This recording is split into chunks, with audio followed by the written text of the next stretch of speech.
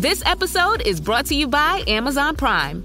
From streaming to shopping, Prime helps you get more out of your passions. So whether you're a fan of true crime or prefer a nail-biting novel from time to time, with services like Prime Video, Amazon Music, and fast free delivery, Prime makes it easy to get more out of whatever you're into or getting into.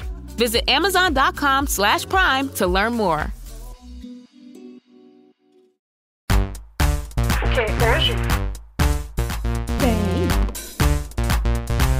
Hoje tem, hein? E aí, ouvinte burro, raso, superficial, sem repertório, mais uma vez estamos aqui numa edição que traz, um pouquinho da Broadway de algum conhecimento para vocês. Estamos no Hoje Tem que, diferentemente dos anteriores, dos demais, a gente vai falar um pouco mais sério, porque o tema é denso, é um assunto muito realmente para ser levado a sério. Vou evitar fazer piadinhas, até porque eu não tenho que fazer piada do que está acontecendo no mundo. E pra gente falar sobre o contexto, que contexto, Leila? O contexto, de um lado, nós temos Israel, do outro lado nós temos a Palestina e no meio temos a humanidade tomando no centro com todo um contexto, um cenário de tensão, um cenário que tem dividido assim, né? Vamos dizer 90%, 10 opiniões sobre o que está acontecendo, mas eu trouxe aqui especialistas que vão não só explicar o que está acontecendo, mas vão trazer, de repente, possíveis soluções, né? Ou possíveis medidas, tomadas de decisão que podem vir aí à tona ou não. Porque a gente sabe que o ser humano é difícil. Eu vou ler os currículos aqui, porque a gente está falando de pessoas muito capacitadas. Vocês me agradeçam depois ou me agradeçam aí no comentário. Inclusive, sigam esse podcast, tá? Se quiser apoiar, também tem link na descrição do episódio. Siga a gente, comenta aí. E, bom, vamos para os currículos, gente. De nada, ouvintes, de nada, tá? A gente tem aqui a Irene Vidagrã, que é embaixadora, diplomata, embaixadora, que a gente vai falar sobre isso logo mais, tá? Tem a polêmica da embaixadora com a embaixatriz. Ela é diplomata brasileira, ela é subchefe do escritório de representação do Itamaraty aqui em São Paulo, que também é especialista nas relações do Brasil com países do continente africano, né? Ela também discute a temática de gênero nas relações internacionais, que a gente vai falar aqui também. Tudo bom, Irene? Tudo em paz. Tudo em paz. Em paz. Em paz é uma palavra muito forte. Não é nada em paz. Tristeza. Tô aqui com este rosto que vocês também veem bastante por aí nos últimos dias, na Globo News, na CNN, e agora vocês estão vendo aqui no YouTube. Vitor Del Vecchio, tudo bom? O Vitor, que é advogado, mestre em Direito Internacional pela USP, ele é pesquisador pela Unicamp, também atua como consultor para empresas, governos e o terceiro setor, ONGs, tá? Para discutir também direitos humanos e meio ambiente. E ele também age sobretudo com gestão de projetos de impacto e advocacy. Tem passagens, acho tão policial, né? Tem passagens pela ONU. Eu também tenho passagem pela ONU. Você também tem passagens fichados na ONU, na Secretaria de Direitos Humanos e Cidadania de São Paulo e diversas organizações do terceiro setor. De nada, ouvinte. Não é só gente burra que a gente traz aqui como essa host. E sou fã da Leila e da Irene também. Um fã. Posso só fazer um complemento aqui, que eu acho que a Irene talvez ela tenha sido muito modesta na bio que ela passou. E eu acho que é legal contextualizar. Ela não me passou bio, eu fui no Google.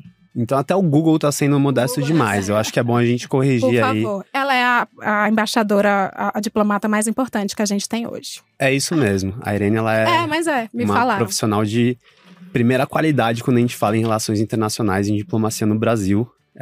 O Brasil é conhecido por ter profissionais de primeira qualidade em termos de diplomacia. A gente tem um processo de formação e até aprovação no concurso, né? Muito qualificado. E a Irene, então, nessas pessoas muito boas, ela tá ali entre as melhores. Então, acho que é legal também posicionar aqui que a gente tá com um time de peso sendo... Eu, tipo, o jogador da base que acabou de chegar com a estrela do time. Puxa saco! Puxa saco! Puxa saco! Isso aí mesmo. Eu amei. Eu sou a Leila Germano e hoje tem a humanidade e a crise humanitária. Mas a gente vai falar precisamente sobre o que está acontecendo na faixa de Gaza, tá? Começando do começo, explicar para vocês que devem estar um pouco assustados com a intro que eu fiz. Eu ouvinte burro. A gente não tem ouvintes, a nossa audiência é bastante qualificada. O problema é que eles são em outras áreas. Então eu gosto de contemplar que todos somos burros em alguma coisa. Isso é uma premissa, então vamos lá. Considerando que esse podcast vai ser ouvido por minha sobrinha e minha avó, explica aí, gente, o que está acontecendo em Gaza neste momento. Dia 27, estamos gravando dia 27 de outubro, como se fosse para uma pessoa de 5 anos. Para o ímpar, quem começa? Você ou eu? Acho que eu faço uma nota introdutória e você dá sequência, então. Vamos lá. Bom, eu gosto sempre de pensar que, assim, a gente está falando de uma região que ela tem muitos conflitos nas últimas décadas e é uma região que é muito rica do ponto de vista da história, da cultura, né? O berço de 3 das maiores religiões do mundo, né? O cristianismo, o judaísmo e o islamismo. É uma região de ocupações muito antigas também. E ali a gente tem um histórico de povos que coexistem ao longo dos milênios, dos séculos, enfim. Durante muito tempo, o povo judeu, ele viveu em meio às sociedades nas quais eles ocupavam, no Império Otomano, nos países europeus, na Palestina também. E existe uma corrente de pensamento que depois foi tomando forma como um movimento ideológico mesmo, e mais organizado, institucionalizado, que é o sionismo, que, portanto, determina que os judeus tenham uma terra para chamar de sua, um estado seu, e não vivam somente em meio a outros estados, outras sociedades, né? E aí isso foi tomando forma até que a gente chega, avançando um pouco a história, no momento do pós-guerra, pós-Segunda Guerra Mundial, em que aquele território da Palestina ele era de administração inglesa. Então, se a gente for lembrar aquele pós-guerra, né, o mundo estava basicamente dividido entre muitas colônias pelo mundo inteiro.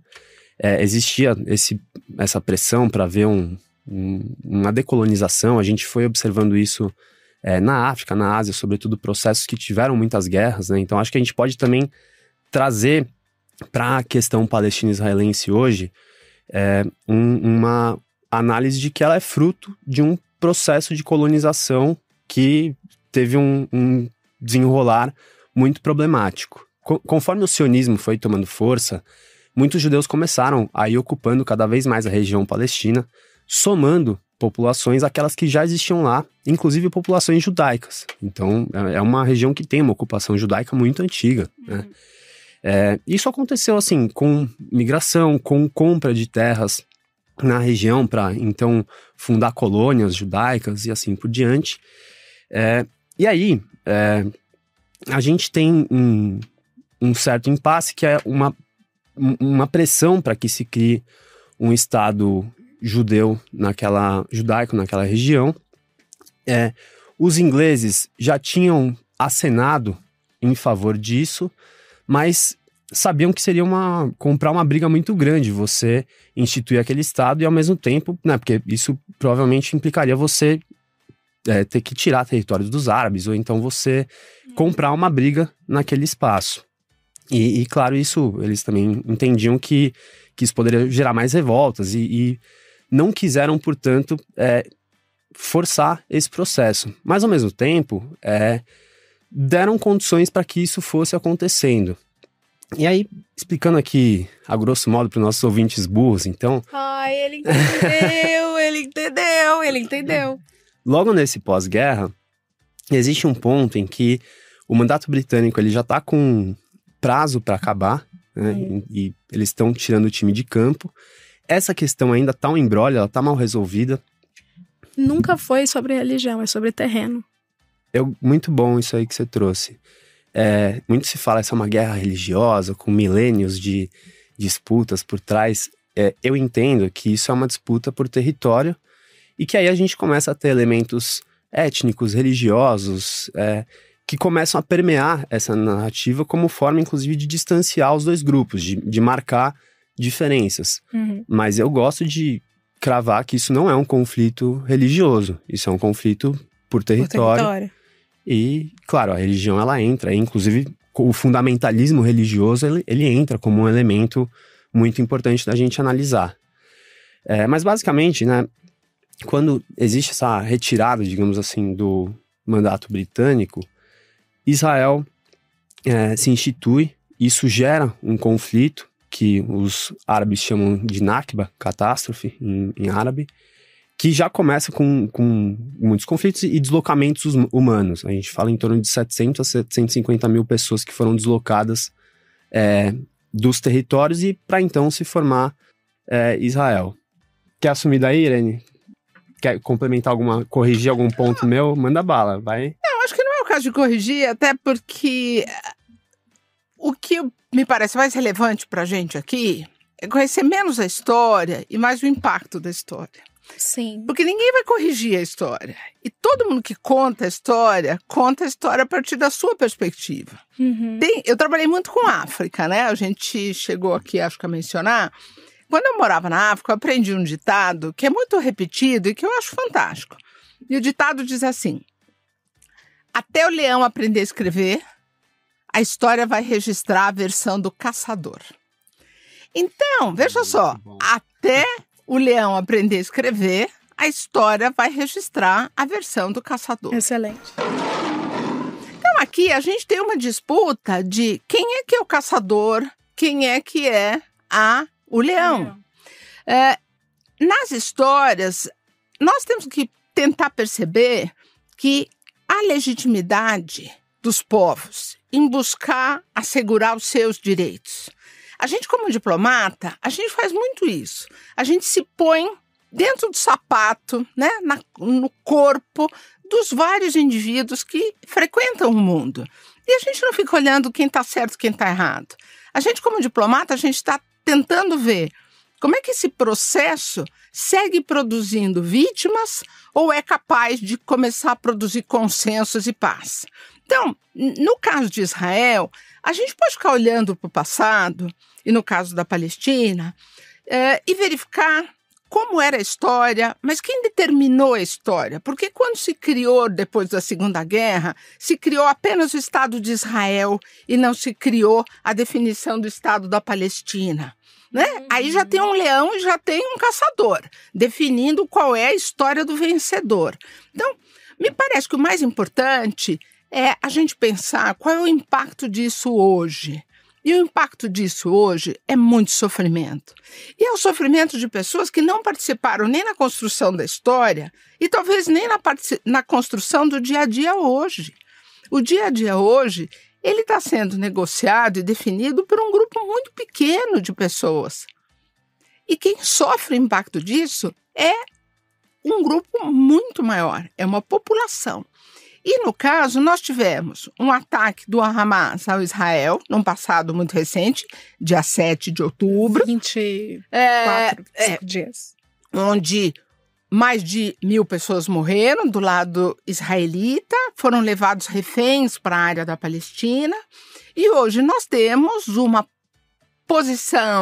situação na área da Palestina, na faixa de Gaza, onde o número de mortos e feridos é desproporcionalmente maior do que os mortos em Israel.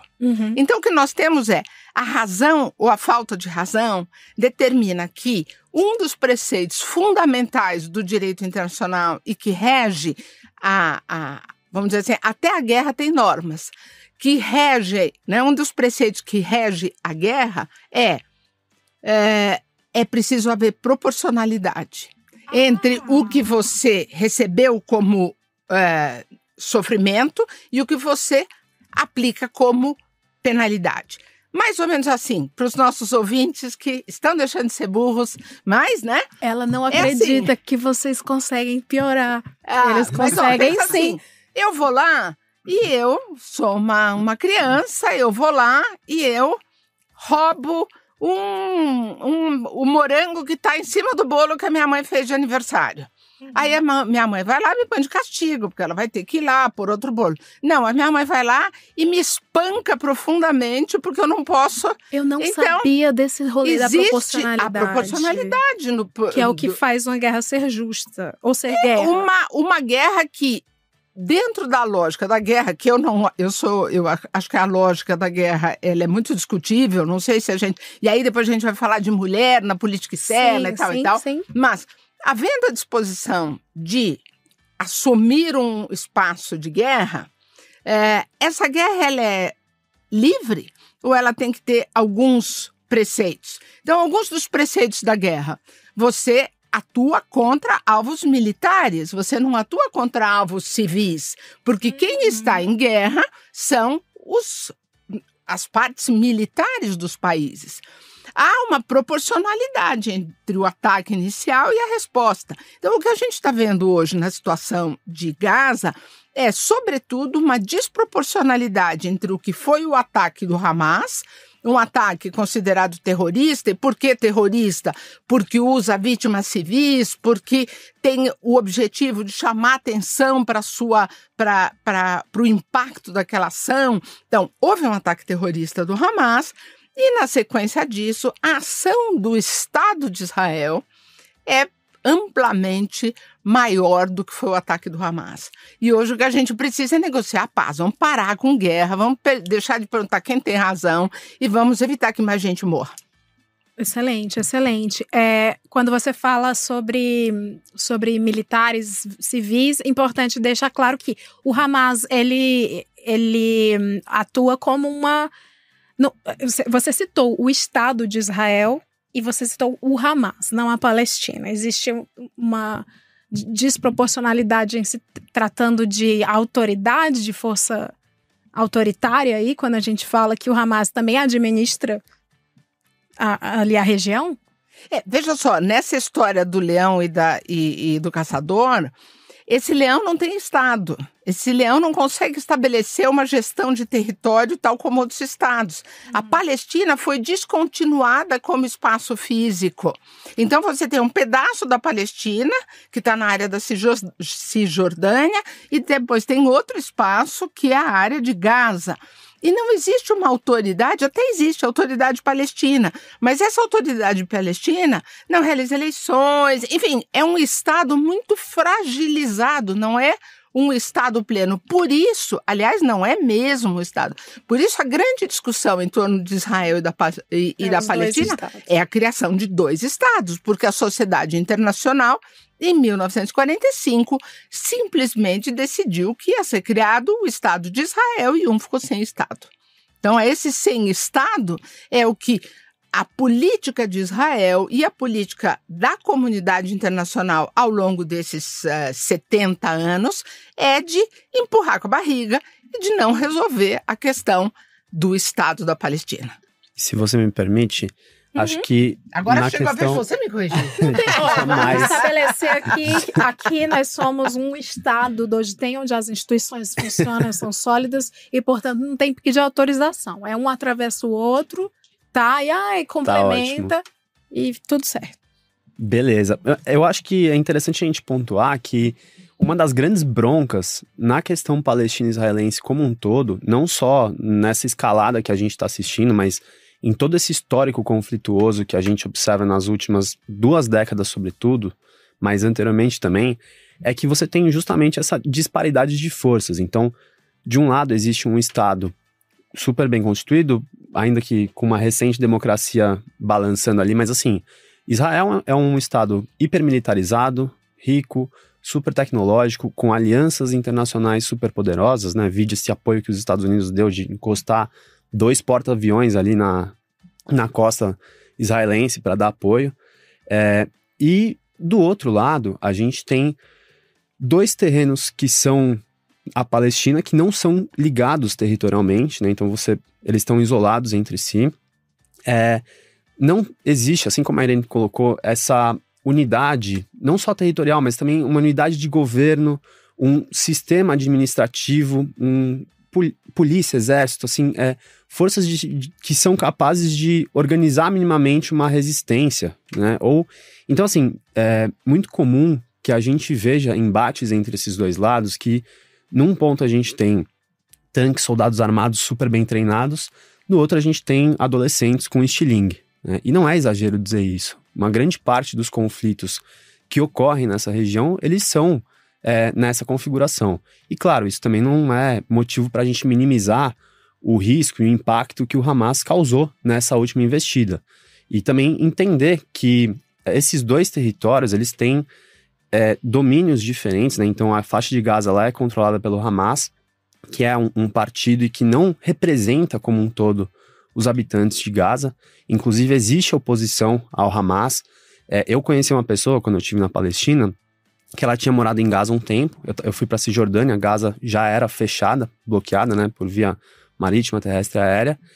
E ela me contou, falou, não, eu odiava o Hamas porque, além de tudo, eles são muito conservadores, fundamentalistas religiosos. Ela era mulher, né, então eu tinha que ficar me cerceando minha liberdade. E claro, essa violência que eles empregam também contra o Israel existe nas disputas internas, né?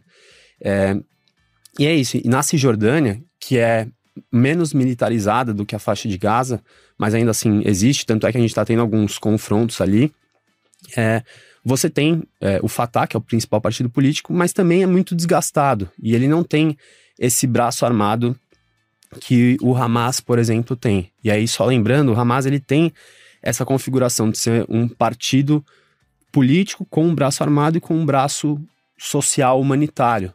É mesmo? Eu não sabia, não. Então, eu me informo pela mídia aberta. Eu não sabia. Quem cuida da distribuição de saúde, de educação dentro da faixa de Gaza é o Hamas. É o Hamas. E o Hamas recebe dinheiro de quem gere oficialmente, que seria a autoridade palestina, que está na Cisjordânia. Ou seja, nada é simples, tudo é muito complicado, mas o mundo é complicado mesmo. Babado. Portanto, babado. O problema é quando a gente quer simplificar o que é complexo. Aí não dá para simplificar o que é complexo. E é muito importante a gente ouvir gente lá de dentro falando. Eu acho que a gente que está de fora tem sempre um olhar que fica meio comprometido. E hoje é interessante observar como é que uma parcela muito grande de israelenses dentro do território de Israel reconhecem que há uma resposta inadequada. Os israelenses querem o retorno dos reféns que estão em posse do Hamas, mas não há consenso sobre a forma como Israel está buscando isso. The Twisted Tale of Amanda Knox is coming to Hulu. In 2007, Amanda Knox was studying abroad in Italy. She had no idea her dream would turn into a nightmare. Inspired by the actual events of her wrongful conviction and 15-year fight for freedom, watch the new Hulu original series The Twisted Tale of Amanda Knox on August 20th. Streaming on Hulu and Hulu on Disney Plus for bundle subscribers. Terms apply. Hellmann's believes they can turn any mayo hater into a lover. So, if you know someone who thinks mayo equals bland, show their taste buds the truth and challenge them to try Hellmann's flavored mayo. With irresistible flavors like Hellmann's spicy mayo, garlic aioli, chipotle, and Italian herb, they'll be eating their words. Challenge haters to try Hellmann's flavored mayo and get them to eat their words. Learn more at hellmanns.com/eatyourwords. Então, quando a gente quer olhar o sistema internacional, e por isso eu acho fascinante o sistema internacional, a gente tem que aplicar o máximo de complexidade e recusar qualquer simplicidade. Porque a gente está falando aqui só de um comecinho, mas aí a gente tem que pôr qual é a importância disso para os países da região, Arábia Saudita, Irã, Síria, Rússia, né? Como é que isso tudo joga? Estados Unidos, como é que são as comunidades judaicas e os israelenses no resto do mundo? Que papel eles têm? Qual é o papel das comunidades palestinas, que são muito grandes, fora da região da Palestina, que estão no mundo mandando dinheiro para lá? Ou seja, simples não é. O que é importante isso é o melhor jeito da gente levar adiante um processo de pacificação, insistindo na guerra? E aí eu acho que a gente tem um consenso. um consenso que é quebrado por um grupo de radicais. Hoje, o radical não é o Hamas. Ou certo, o Hamas é chamado a participar de negociações, devolver reféns, mas o Hamas vai utilizar argumentos que também têm que ser levados em conta. E eu não estou aqui defendendo nem o Hamas, quer dizer, enfim, eu defendo, mas não é o que eu estou fazendo agora. Eu tenho posição, mas não é o que eu estou fazendo agora. O que eu estou fazendo é trazer elementos. O Hamas, por exemplo, ele diz que na Cisjordânia, todos que aceitaram participar de um processo político não associado a ações terroristas, todos esses grupos foram postos de lado e não houve nenhum avanço para a criação do território da Palestina. Então o Hamas hoje diz, bom, se todo mundo que ficou bonzinho tomou na cabeça saiu do jogo, se a gente tem jogo, a gente tem que continuar usando uma versão militar. A gente tem que usar uma versão associada, então, a questões terroristas. Não é simples.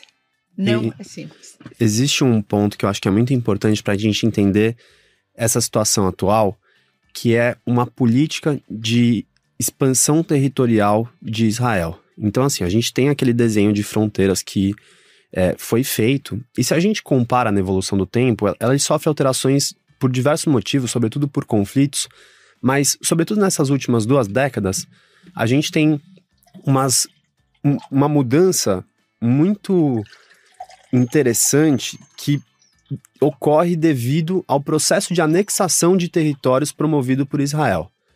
Para explicar isso na prática, Israel toma territórios da Palestina para ir aniquilando essa existência e instituir o seu Estado ali, inclusive tirando palestinos dessas regiões, da Cisjordânia, onde esse processo ocorre. Então, como que na prática isso se dá? Eu vi isso pessoalmente. Então, famílias recebem notificações de que elas vão ter que deixar as vilas, as cidades, os lugares onde elas moram, que dali X dias vai chegar uma retroescavadeira, derrubar as casas delas e vão construir um condomínio ali, que é uma colônia judaica. Uhum. Colônia... Famílias palestinas recebem essa notificação de que tem que deixar o território, que aquela área vai se tornar uma ocupação israelense. Aí já cria um ranço. Põe ranço.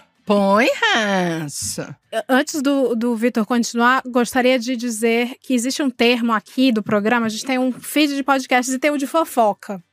E no de fofoca, a gente tem um termo cunhado que chama ética fluid. Que é para você, quando você lança uma fofoca, você não faz juízo de valor, você traz o fato. Então eu tô entendendo aqui com vocês dois que para lidar com política internacional e diplomacia, você tem que ser ética e fluid também. Olha... eu acho que sim. Quer dizer, se eu entendi bem o conceito... Sim, é isso. Se eu entendi o conceito, porque eu posso ser burra também, né? Me ponho aqui, quando você não conhece o tema, você é burra. Foi o que você explicou, né? Não, mas eu sou burra. Mas é isso. Eu não entendo. Eu falei de criar o ranço sobre o caso do comunicado, eu fiquei assim já... Justo. Entendo que este lado crie já um ranço. Mas eu acho que, Leila, talvez mais do que a gente pensar nesse conceito de ética fluid, a gente pode entender que isso gera um histórico de acontecimentos que vão ter consequências. E a gente pode ver isso na fala do secretário-geral das Nações Unidas, que, se eu não me engano, na quarta-feira falou: esses ataques são terríveis, contra Israel eles são terríveis, mas eles não acontecem no vácuo. Eles são resultado de um processo ao qual esses povos são submetidos. E, claro, isso não é uma justificativa dos ataques, das atrocidades que ocorreram, mas isso nos ajuda a entender. Então, assim, é uma disputa, como a Irene trouxe, é uma disputa por território, que, como a gente falou no começo do programa, envolve essas nuances de étnica, religiosas, etc., e que são resultado de muitas décadas de opressão, de famílias que veem seus membros serem presos arbitrariamente. Inclusive, durante esse processo de anexação de territórios, a gente vê também um tratamento discriminatório de Israel com os palestinos. Então essas pessoas, elas são como se fossem cidadãos de segunda classe, elas têm limitações na sua existência. Eu vou sair daqui muito palestiner. Então, assim, não por acaso, hoje eu vejo assim, que durante muito tempo teve uma dificuldade de trazer essa causa à tona. Mas hoje essas histórias estão vindo a público e muitas pessoas estão refazendo seu conceito em relação a essa questão. E até a gente desconstruir um pouco essa ideia orientalista de achar que aquilo é uma terra cheia de homem-bomba, violento, fundamentalista religioso. Não é assim, sabe? A gente, inclusive, humanizar essas pessoas como elas devem ser vistas é um ponto fundamental para a gente entender essa questão como um todo, né? E aí, voltando para essa história do tratamento discriminatório, existem organizações de direitos humanos muito sérias, inclusive, não só organizações israelenses, inclusive, mas, por exemplo, a Human Rights Watch, que é internacionalmente reconhecida, a Anistia Internacional, que classificam como apartheid esse sistema imposto por Israel aos palestinos. E isso consiste basicamente assim, você ter dificuldades em obtenção de passaporte, em sair daqueles territórios, em cruzar de um lugar para o outro, você tá constantemente sujeito a revistas vexatórias, a violências psicológicas, físicas. Inclusive, até um dos maiores motivos de eu ter sido xingado esses dias no Twitter, foi um trecho de uma entrevista minha na Globo News em que eu falei sobre as crianças palestinas presas, porque hoje existe uma grande trunfo nessa negociação de reféns do Hamas para que eles troquem os reféns da faixa de Gaza por palestinos presos, inclusive as crianças presas. Criança presa? Pois é, porque a idade para você prender pessoas palestinas é diferente da idade para você prender pessoas israelenses, segundo Israel. E você tem essas prisões arbitrárias e sistemáticas como uma forma de controle populacional. E eu conversei com pessoas que foram presas ou que têm parentes presos, e pergunto, por que, sei lá, seu pai, que era um líder político aqui da região que agitava a resistência, por que ele tá preso há 3 anos? Tem uma investigação secreta contra ele. Ele é acusado de terrorismo, porque ele estava organizando a nossa resistência. Então, tudo isso para dizer. E aí, bom, enfim, alguns exemplos mais simples. Um agricultor que, com o seu rebanho, ele tem que passar de um lado para o outro para acessar pastagens. Eu vi a pastagem ser queimada, eu vi essas pessoas serem impedidas de ir para o outro lado, e aí o rebanho começa a morrer de fome. Então, assim, é você criar mecanismos, concretar a fonte de água, né, de mecanismos para você dificultar a existência dessas pessoas. E isso, portanto, configura um regime super discriminatório e que dificilmente você colhe frutos positivos dali, sabe? E eu acho que a gente tem que olhar com muito temor o que vai vir depois dessa onda de ataques contra Gaza. Porque eu sinto muito pela saúde mental daquele adolescente que viu a família dele ser bombardeada. E eu acho que a chance do moleque desse não se alistar pro Hamas pra ir lá dar o troco quando ele puder é muito pequena. Sim, sim. A violência em geral. Isso, eu sou de família de PM. A gente vê em pequena escala acontecer aqui no Brasil, nos nossos pequenos momentos de crise humanitária do dia a dia, onde eu aprendi isso, inclusive, na PM, que não tem fim se você não abrir mão de avançar. Né? É um compromisso. A paz é um compromisso, né? Eu tô dando um exemplo de PM, ouvinte burro, porque eu não tenho vivência que eles têm, mas é isso, assim, você faz uma chacina na casa de um bandido, que vai fazer a chacina no seu batalhão, que vai fazer a chacina, e é isso aí. A gente precisa pôr fim a uma escalada, a um círculo muito negativo de violência que gera violência, né? E como romper os círculos de violência? Esperando que os atores externos tenham algum tipo de papel sobre aqueles que são os envolvidos na paixão. E quem são os atores externos? Pois é. As Nações Unidas têm esse papel. Vocês que estão aqui ouvindo, acompanhando isso, estão ouvindo falar do Conselho de Segurança, né? O Conselho de Segurança, por que o Conselho de Segurança é tão importante? O Conselho de Segurança é quem gere a paz e a guerra no mundo. E por que ele gere a paz e a guerra?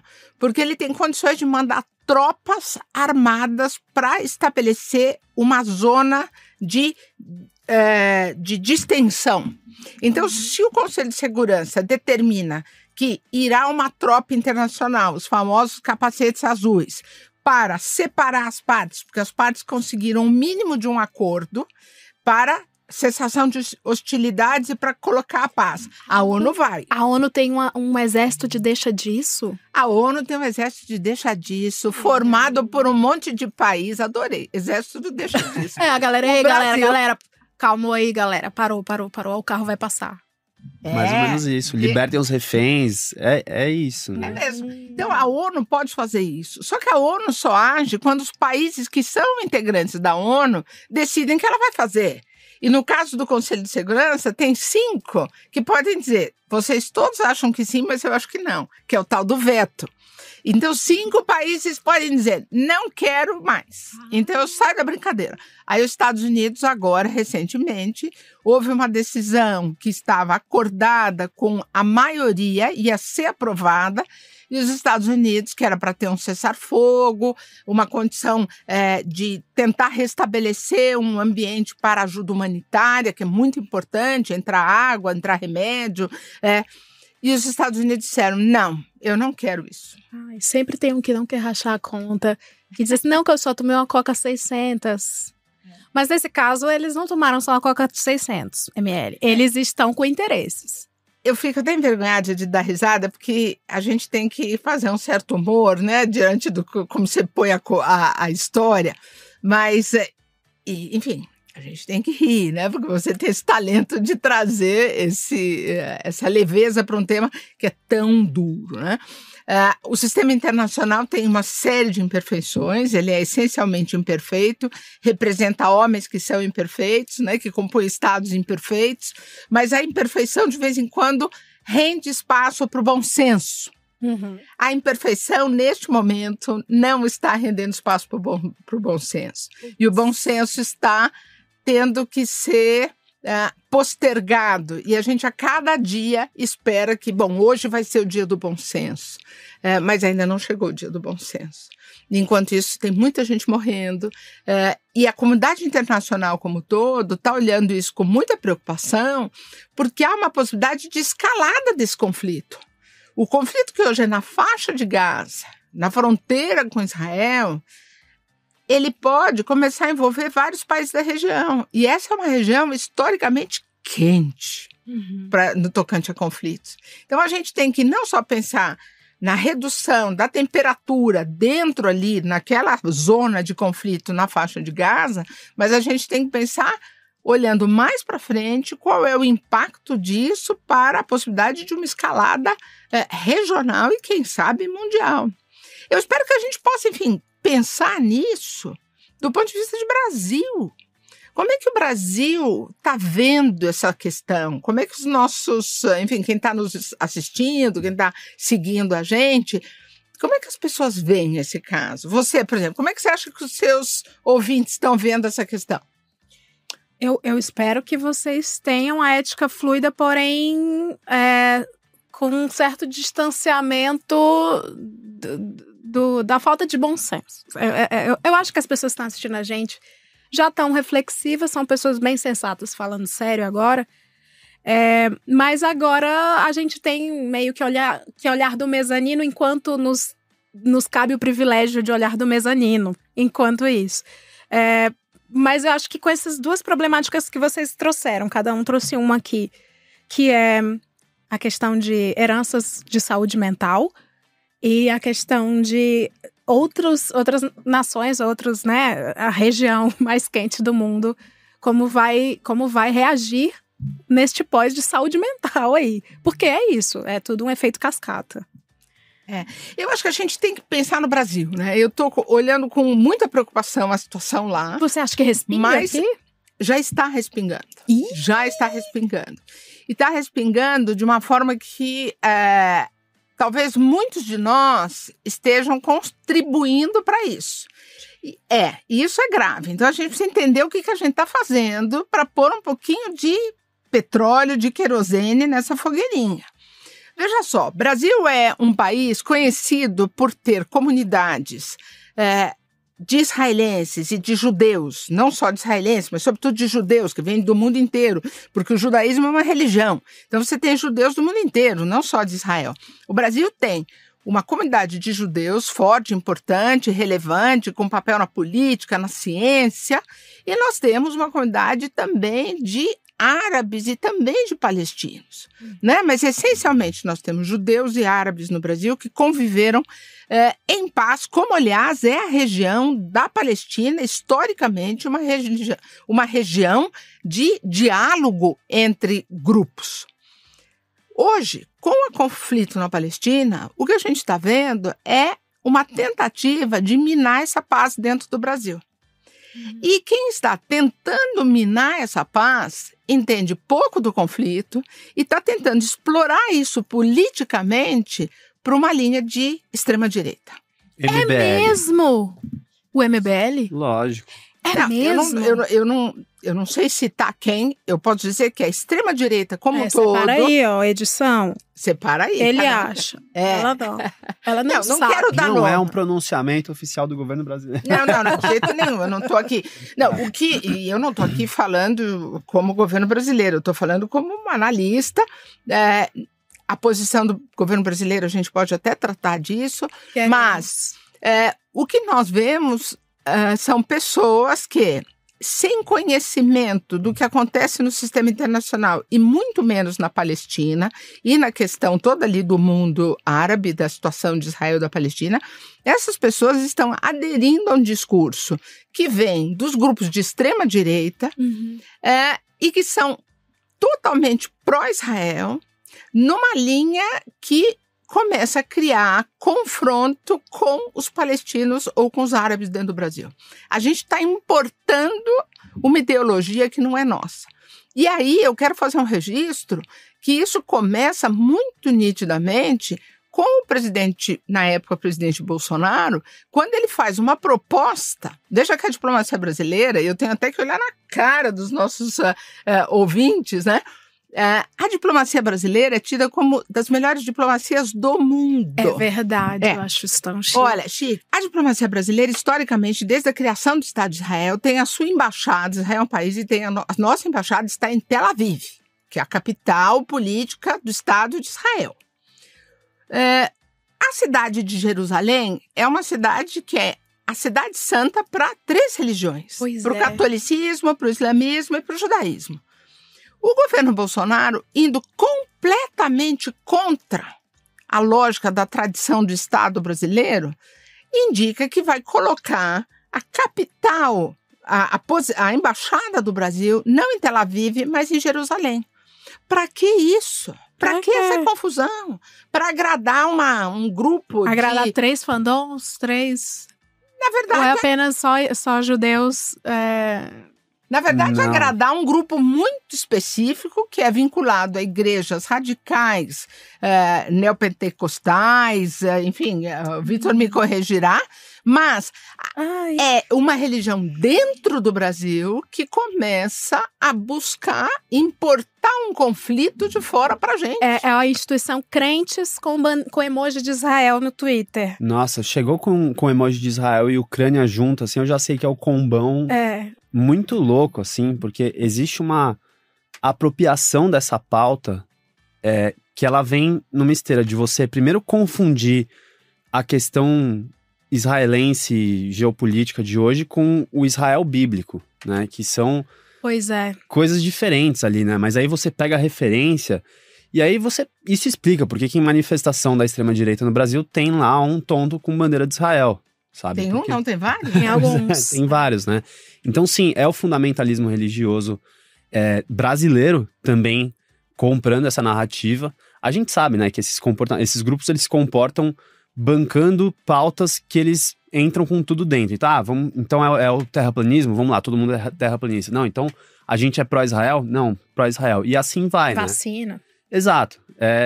E essa é mais uma que entra nessa esteira. Né? Claro, na época do mandato do Bolsonaro, isso fazia sentido do ponto de vista diplomático, porque o Bolsonaro tomou uma posição de isolacionismo e o governante de extrema-direita, Benjamin Netanyahu, o atual primeiro-ministro de Israel, era uma aliança interessante dentre aquelas possíveis para o Bolsonaro, né? Tanto é que ele ia para Israel, fazia N acenos lá pro governo do Benjamin.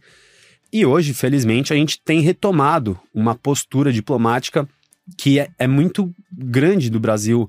Nosso histórico de diplomacia ele é muito relevante. Tanto é que a gente abre os discursos da Assembleia Geral das Nações Unidas todos os anos. O Brasil ele é visto como um ator importante nesse campo, não só pela qualidade dos nossos diplomatas, mas por todo um histórico de feitos relevantes que a gente participou. Inclusive a própria... É aí que entra o famoso soft skills. Soft power, né? Que a gente tem, o soft power. O fato... Soft skill power. Soft power. É. O que é para o ouvinte burro o soft power? Soft skill power, é de firma, perdão. É o poder suave. O poder suave é aquele poder que é construído não sobre elementos como poder militar, como armas, que é um exemplo de soft power. O carisma, né? A gente tem carisma. Que é um soft power super bem construído atualmente. Diga. O embaixador da Coreia do Sul. Ele vai a tudo que é karaokê. Eu sou fã. Ele canta em todo lugar. Ele vai... Isso é soft power. Ele põe a Coreia do Sul em tudo quanto é mensagem, fazendo uma coisa bonita, gostosa, que cantar. Isso. Então, o Brasil tem um soft power que teve muito associado historicamente a futebol. Hoje em dia não, né? Tá difícil. Enfim, acontece. Mas a música... há um país que não tem guerra nas suas fronteiras há 150 anos.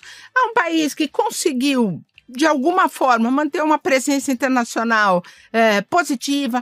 Eu gosto de lembrar uma coisa que é, enfim, me permita 2 minutos, um pouquinho mais de técnico aqui para o nosso pessoal. É isso aí. Pensa assim, como muito rapidamente. Como a Carolina. Muito rapidamente. Pensa em 3 círculos. Um círculo dos países mais ricos do mundo, maior PIB, um círculo com os países de maior população do mundo, 15 países, e 15 países com o maior território do mundo. Se você combinar esses 3 círculos, só 5 países vão estar nos 3. Essa intersecção de círculos só vai permitir 5 países. Só 5 países são top em tudo isso. China, Rússia, Estados Unidos, Índia e Brasil. Brasil está nos top 5 dessas coisas todas. O que o Brasil é diferente desses outros 4? O Brasil é o único desses 5, portanto, diferente dos outros 4, que não tem bomba atômica, que abriu mão de uma construção de poderio nuclear. Isso faz com que o Brasil tenha um compromisso histórico há 4 décadas com meios pacíficos de solução de controvérsias. Ai, transita bem, né? Então, isso é um soft power para o Brasil, né? Mas vamos voltar só nessa questão de como é que a gente tem que olhar o risco desse conflito para dentro do Brasil. Sim. A gente não quer importar isso. Então, quando você for dar um like lá, você que está aqui nos vendo, você for dar um like lá porque é, enfim, pró-Palestina, pró-Israel e tal, olha bem o que você está dando, se você não está sendo gado, instrumento em teses que são alheias ao interesse do Brasil. Você gosta do Brasil, eu também. Uhum. E a gente quer preservar o espaço de paz dentro do nosso país. E acho legal a gente também pensar que hoje você não precisa ser absolutamente a favor de qualquer movimento palestino nessa história também. E aí eu achei muito interessante que logo que a gente teve os ataques do Hamas, eu me manifestei contra, condenei esses ataques. E veio a galera pró-Palestina falando, você tá passando pano pro Estado terrorista de Israel, assim, como se eu tivesse que achar legal, que concordar que o Hamas tivesse feito isso, sabe? Eu entendo o processo histórico que leva isso a acontecer, mas eu não vou comemorar que isso rolou, pelo contrário, né? Acho que assim, se a gente pegar o manual do bom senso de como se posicionar em relação a tudo isso que aconteceu, condenar essas mortes de inocentes israelenses, condenar as mortes de inocentes palestinos, defender a saída da criação de 2 estados com uma Palestina economicamente viável, soberana e com respeito mútuo entre os 2 países e parar imediatamente essa campanha de anexação, esse programa de anexação de terras promovido por Israel, porque isso vai na contramão de qualquer tentativa de paz. Não dá... Detalhe um pouquinho o que seria o programa de anexação de terras? É aquele que a gente contou antes, de que Israel vai tomando territórios, constrói as colônias, inviabiliza a vida das pessoas para ir expulsando elas, né? O que é por muitos autores chamado de limpeza étnica. E hoje a gente inclusive vê que isso é abertamente falado por Israel. Tanto é que, se eu não me engano, foi o ministro da Defesa israelense que ele falou que eles pretendem anexar pedaços de Gaza para manter a segurança israelense. É o apartheid itinerante. Pois é, parece que finalmente agora eles conseguiram uma brecha para poder fazer essa tomada de territórios também em Gaza. Né? E isso pode ajudar a explicar por que eles estão terraplanando aquele território com bombas. Né? Você vê assim algumas regiões de Gaza que é só escombro, sabe? Tanto que eu vi uns dados, isso aí eu não sei com a precisão deles, mas dizem que hoje mais da metade da população de Gaza já está desabrigada. Né? Porque você destruiu regiões muito grandes da região e o pessoal simplesmente não tem onde morar. Né? Então, é esse processo de tomada de território, e território nessa constituição do Estado é um ponto muito importante, principalmente porque depois que você toma território, é muito difícil você, na negociação, voltar atrás. E a gente pode, inclusive, ver a questão, o conflito da Ucrânia, né, que também gira em torno de território. Também é isso, o Putin ele buscava ali garantir a sua soberania, mas e encontrou isso através da anexação de terreno. Né? Então, essa questão do território ela é sempre muito importante quando a gente está falando desses conflitos. Você acha que ainda tem alguém ouvindo a gente? Eles ficam até o final. É porque é pesado, né? Não, é pesado, tão duro, mas a galera tem curtido. E a gente fica um pouco com a sensação de que, bom, melhor ignorar, melhor não levar adiante, não tenho nada a ver com isso. Mas é muito importante a gente ouvir e ter posição. Até porque dentro do Brasil, quando você for votar, olha o que o seu presidente da República, o seu candidato a senador, o que ele pensa a respeito desses temas. Porque quem toma decisões no Brasil sobre esses temas são o presidente da República, senadores, deputados. Houve eu acho, nem sei se o Vitor está atento a isso, há 2 dias houve uma adoção de uma moção na Comissão de Relações Exteriores da Câmara dos Deputados, que eu olhei aquilo e falei assim, eu não posso acreditar no que eu estou lendo. Bom, houve 2. A primeira eu não vou nem mencionar, mas enfim. A segunda, os deputados se congratulam, né, elogiam os jovens brasileiros, judaicos e não judaicos, que resolveram aderir ao exército de Israel. Gente, qual a lógica que absurdo, né? da gente estar aplaudindo um cidadão brasileiro que vai lutar, judaico ou não judaico? Isso me parece tão descabido que eu falo assim... a gente tá o service que veio antes. Mas você viu que a Câmara dos Vereadores de Roraima fez para o Benjamin Netanyahu? Pois é, né? Quer dizer, Declararam ele cidadão honorário de Roraima, de Rondônia, de não Rondônia, foi? De Rondônia. Nossa, ele deve ter ficado super lisonjeado com... Ô, bicha.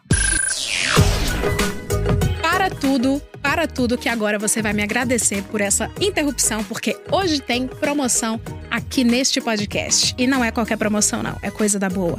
É Promobit. A Promobit é esta plataforma que te apresenta oferta todos os dias, que avisa onde tem desconto, que produto despencou de preço e como você pode aproveitar e finalmente, levar o que você tanto queria para casa. Isso, repito, o ano todo. Tem airfryer, smartphone, lave-seca, blusa de time, acessório de carro, tem item de beleza. Eu vou mostrar aqui pra vocês alguns exemplos. Agora imagina na Black Friday como esse bagulho não fica. O povo sobe coisa de 1000 ofertas todos os dias. É o sonho do trabalhador. Não precisa gastar tempo pesquisando, porque já pesquisaram pra você, já subiram lá a sua paradinha com preço inacreditável, com link, é só você fechar a compra. São as melhores ofertas num só lugar e acabou. E é confiável, tá? Já tem mais de 2 milhões de pessoas, tipo eu, que economizam no Promobit, que saem felizes, saem satisfeitas, porque elas procuram e acham. E se não achar, dá pra colocar lá no radar. É só deixar marinando na busca e os oferteiros, pau! Eles acham e uma hora vem. Se tá em promoção, tá no Promobit. E se eu fosse você, eu aproveitava, hein? Ô, Irene, você está, por razões profissionais, você é impedida de se alienar. Você fala assim, não quero ler nada, eu vou pra uma cabana, por um chalezinho, ficar 4 dias com meus pets. Não, você não dá, você não consegue se alienar. Veja, eu não consigo me alienar, nem eu quero, porque eu escolhi uma carreira que é política na veia. E eu acho que a gente tem que viver a política na veia, porque eu sou super privilegiada. Eu tenho todas as condições e mais algumas que você pensar, todas e mais algumas. Empréstimo. Empréstimo. Eu sabia que você ia falar, se não fosse a minha mensagem, não tinha sido boa. Mas eu não consigo me alienar da dor de tanta gente. Uhum. Então, como é que eu tiro férias da dor dos outros? Eu posso tirar férias da minha dor, até porque eu não tenho dor. Que legal e forte isso. Tá, mas eu não tiro férias da dor do outro. Eu tenho um compromisso, É muito engraçado, eu não tenho filhos. Por uma decisão que há muito tempo eu tomei. E eu sempre disse, eu não quero ter filhos porque eu quero cuidar dos filhos do mundo. Eu quero ter independência intelectual, independência de movimento para me associar a causas que eu entendo importantes. E veja que para mim é uma alegria estar no governo brasileiro e, historicamente, com exceção dos 4 anos do período Bolsonaro, estar associado a uma política externa que eu confio. Agora pode falar, né? Eu falava antes. Você falava antes? Sim. Vitor é testemunha. Eu sou das poucas diplomatas na ativa que, continuando no serviço da diplomacia brasileira, fiz críticas à ação da política externa brasileira durante o governo Bolsonaro. E fui convidada para ser embaixadora do Brasil naquele período e recusei porque eu disse que eu não queria ser embaixadora de Bolsonaro no exterior. Então veja que... Ixi, a senhora é destruidora mesmo, viu? Você... Eu diria construidora. Construidora. Não, mas é que é um meme, eu preciso manter a estética da frase. Maravilhosa. Eu acho que a gente tem, sobretudo, espinha dorsal. Eu trabalhei uma vez com um embaixador, ele nem era um embaixador de carreira. Ele era um político com quem eu tive o privilégio de trabalhar, já faleceu. Ele dizia, eu tenho que deitar minha cabeça no travesseiro de noite e estar em paz com a minha consciência. Ser diplomata brasileira me permite deitar na cabeça no travesseiro e estar mais ou menos em paz. É claro que eu tenho que usar esse meu espaço de atuação para mudar muita coisa, porque o Brasil é um país de pessoas que estão excluídas, que estão sofrendo no seu dia a dia, não é só na Palestina. Quando eu ando na rua, hoje eu fui lá de São Francisco para uma aula lá na São Francisco, no centro da cidade, do lado um monte de gente sem teto. Eu não posso ir para a cama e falar assim, ela está tranquila, vai para a cama e dorme com um monte de gente sem teto. Não. Por isso é que eu digo que a gente tem que fazer uma ação muito efetiva do ponto de vista de política externa para assegurar melhores condições para o Brasil. Por quê? Porque eu quero tirar a gente da rua, porque quero incluir, quero ver a nossa política incluindo os excluídos. E isso é uma pauta que me apaixona. Então, eu tenho muita paixão pelo que eu faço e enfim, não é uma coisa que não dá para eu sair de férias, mas eu não saio de férias, porque a política entra na veia. E eu, outro dia, deixa eu contar uma coisa, por favor. Você sabe onde eu dei... essa é de fofoca. Adivinha onde eu dei uma entrevista, Leila? This episode is brought to you by Wayfair. Podcasts follow us everywhere. Whether you're cooking in the kitchen, chilling in the living room, or pretending to fold laundry in the bedroom. And with Wayfair, every one of those rooms can tell a story of its own. Their curated collections of furniture styles and prices make Wayfair the trusted destination to turn your home into your happy place. Shop everything home at wayfair.com with free and easy delivery straight to your door. Wayfair, every style, every home. Now at Chipotle, our all-new Chipotle Honey Chicken brings Chipotle heat with a touch of sweet. Seared smoked peppers and savory Mexican spices, blended with a hint of pure honey for a perfectly balanced sauce. All combined with fresh, tender chicken hot off the grill, served up in your favorite burrito or bowl. New Chipotle Honey Chicken takes heat and sweet to a whole new level. But it's only at Chipotle for a limited time. Order now in the app for pickup or delivery. Chipotle.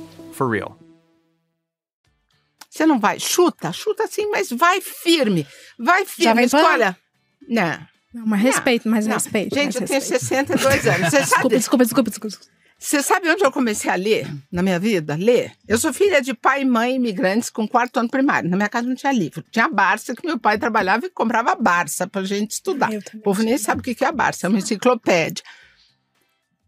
Eu comecei a ler na Capricho.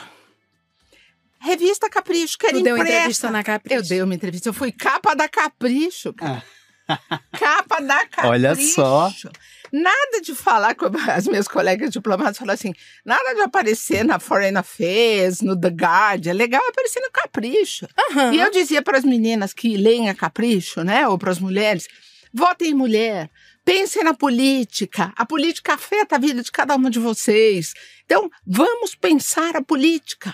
É muito ruim quando o pessoal diz, eu não gosto de política. Gente, não gostar de política é abrir mão da sua existência. É deixar que o resto cuide de você. Eu entendo que uma pessoa que mal tem tempo de dormir, não vai pensar em política. Mas se você tem um pouquinho de tempo, dedique à política. Sofistique o seu pensamento. Reflita. Todo mundo tem inteligência. Todo mundo é capaz de juntar A com B. Então, vamos usar esse nosso talento para melhorar a nossa vida pessoal e da nossa comunidade. Para tudo que agora você vai me agradecer por essa interrupção, porque hoje tem promoção aqui neste podcast. E não é qualquer promoção, não. É coisa da boa. É Promobit. A Promobit é esta plataforma que te apresenta oferta todos os dias, que avisa onde tem desconto, que produto despencou de preço e como você pode aproveitar e finalmente, levar o que você tanto queria para casa. Isso, repito, o ano todo.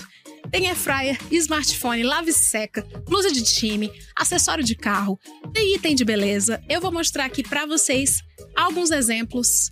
Agora imagina na Black Friday como esse bagulho não fica. O povo sobe coisa de 1000 ofertas todos os dias. É o sonho do trabalhador. Não precisa gastar tempo pesquisando, porque já pesquisaram para você, já subiram lá a sua paradinha com preço inacreditável, um link, é só você fechar a compra. São as melhores ofertas num só lugar e acabou. E é confiável, tá? Já tem mais de 2 milhões de pessoas, tipo eu, que economizam no Promobit, que saem felizes, saem satisfeitas, porque elas procuram e acham. E se não achar, dá para colocar lá no radar. É só deixar marinando na busca e os oferteiros, eles acham e uma hora vem. Se tá em promoção, tá no Promobit. E se eu fosse você, eu aproveitava, hein? Você está falando sobre o seu trabalho, sobre vote em mulher. Eu queria que tu discorresse um pouco sobre, antes de entrar no papel da mulher na diplomacia, só para o ouvinte burro ter aquele acesso. É embaixador ou embaixatriz que fala? Vamos te acabar com a raça dessa dúvida agora? Sabe que a minha respostinha clássica? Não tive competência para ser embaixatriz, tive que virar embaixadora. A piada não colou, porque o pessoal não sabe a diferença. Por quê? Então agora eu vou explicar. Embaixatriz é a mulher do embaixador. E embaixadora é a mulher que trabalha como diplomata. Então eu digo, como eu não tive competência de casar com o embaixador, eu tive que virar embaixadora. E aí, quem casa com a embaixadora? A gente brinca que chama de embaixadouro. É o embaixadouro. Ai, eu amei, é isso. Também não tive competência para chamar embaixadora. Então eu tô aí, né? Tô livre no mundo. Tô livre no mundo. Se tiver candidato, recados na DM, no inbox aí da Irene. Agora sim, que a gente sabe que você é diplomata e embaixadora, como que é observar essa situação, esse contexto sendo praticamente tocado por homens brancos. Nossa, realmente, só tem homem branco. Eu tava vendo as fotos, né, das notícias, só tem homens brancos. E como que a visão de uma mulher, você falou vote não por acaso, votem em mulheres, candidatas mulheres e tal. Porque a gente sabe que existe um outro ângulo e além do ângulo existe uma outra lente sobre as coisas, né? Um outro prisma. Eu queria que tu comentasse um pouquinho sobre o teu trabalho enquanto mulher nesse meio. rapidamente, no plano interno, no Brasil, né, vai falar assim, mas tem muita mulher que eu nunca votaria porque é direita, porque é de esquerda. Tá bom, gente, escolhe da direita ou da esquerda, mas vota mulher. Porque, no fundo, quando a gente junta mulher com mulher, a gente acaba encontrando pontos comuns muito importantes. E acabamos criando ali uma agenda, uma pauta que é positiva para o conjunto das mulheres. Vai haver sempre um espírito de porco, mas a experiência floral. Mas haverá sempre uma tendência de quando as mulheres se reúnem, elas encontram pautas comuns. Eu quero começar a contar essa história. Eu morei em Angola durante a guerra. Eu vivi 3 anos num país em guerra. E ali, isso foi em 93, 94, 95. Bomba estourando, enfim, país em guerra. Mutilado na rua, enfim, tudo isso. Eu ouvi das angolanas a seguinte frase: uma mulher não manda o seu marido e seu filho para a guerra. Aquilo para mim foi muito tocante. E eu comecei a refletir sobre isso.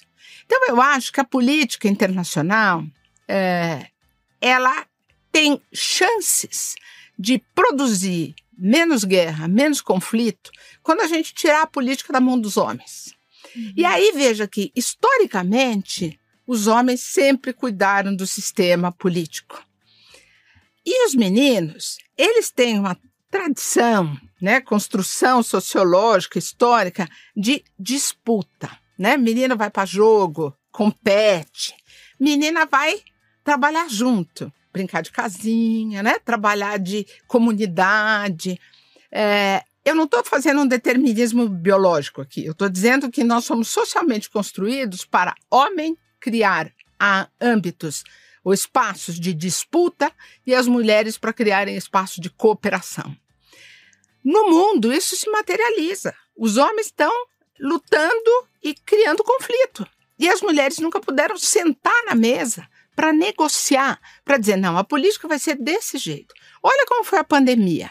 Quando foi a pandemia, vários estudos mostraram que países que eram liderados por mulheres tiveram melhor atendimento à questão da pandemia. A mulher tem um olhar melhor para gerir a política no que diz respeito a atender as necessidades sociais. E eu vou contar uma historiazinha que eu acho que é muito boa, nessa história de como a mulher tem outras formas de construir a paz. Há uma liberiana, não sei se você conhece, a Leigh McBowen. Ela ainda é viva, ela ganhou o Prêmio Nobel da Paz porque participou do processo de negociação de paz no país dela, a Libéria. A Libéria é um país pequenininho na África Ocidental. A Libéria estava em guerra e os homens estavam negociando. E não havia, e continuava a guerra, e continuava morrendo, guerra. E as mulheres pediam para participar no processo de paz. E não havia espaço para as mulheres. A Leymah, ela criou uma aliança de mulheres, uma rede de mulheres. E essas mulheres fizeram o quê? Já que elas não podiam participar do processo de paz, elas fizeram uma greve de sexo. Eu sabia dessa tour. Essa é genial, Nossa. Né? E as mulheres se recusavam a manter relações sexuais com seus pares, enquanto seus parceiros, eles enquanto tem isso. O homem enfim, também tem, né?